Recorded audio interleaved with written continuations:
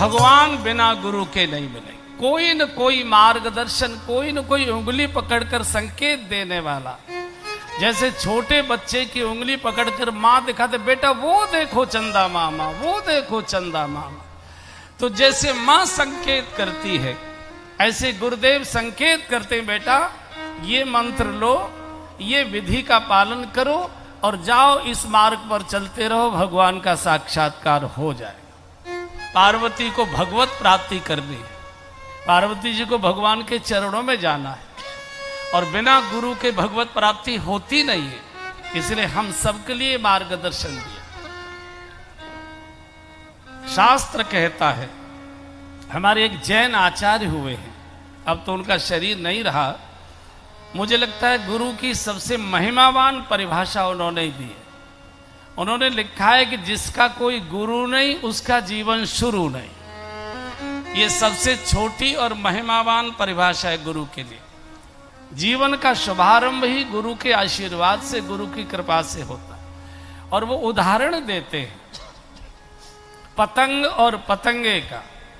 वो कहते हैं कि पतंग में भी वही अक्षर हैं और पतंगे में भी वही अक्षर हैं, लेकिन पतंग परतंत्र रहती है और पतंगा स्वतंत्र रहता है, लेकिन दोनों में जमीन आसमान का अंतर है। स्वतंत्र पतंगा थोड़ी ही देर में किसी न किसी दीपक पर जलकर राख और खाक हो जाता है, लेकिन पतंग हमेशा परतंत्र रहती है। पतंग की डोरी किसी के हाथ में रहती है और पतंग हमेशा आकाश की ऊंचाइयों में उड़ा करती है, चूंकि डोरी उसकी किसी के हाथ में। और सूरत के बंधुओं को, बहनों को पतंग के बारे में ज्यादा समझाने की आवश्यकता नहीं। मैं सूरत एक बार कथा करने आया था, और वो कौन सा त्योहार होता है, पतंगे ही पतंगे उड़ाई जाती हैं जिस दिन, तो पुरुषों को तो मैंने पतंग उड़ाते देखा, माताओं बहनों को भी पतंग उड़ाते मैंने सूरत में ही देखा।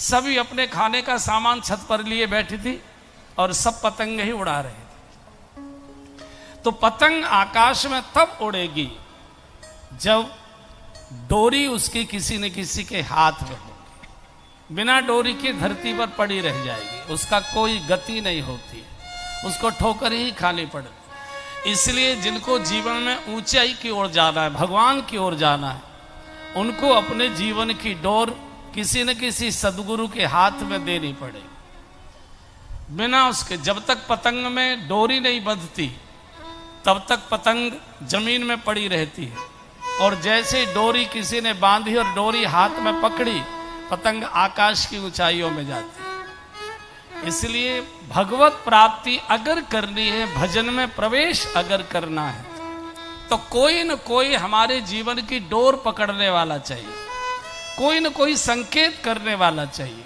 कोई न कोई मार्गदर्शन देने वाला चाहिए। अन्यथा तो ऐसे ही पड़े रह जाएंगे, सोचते ही रह जाएंगे।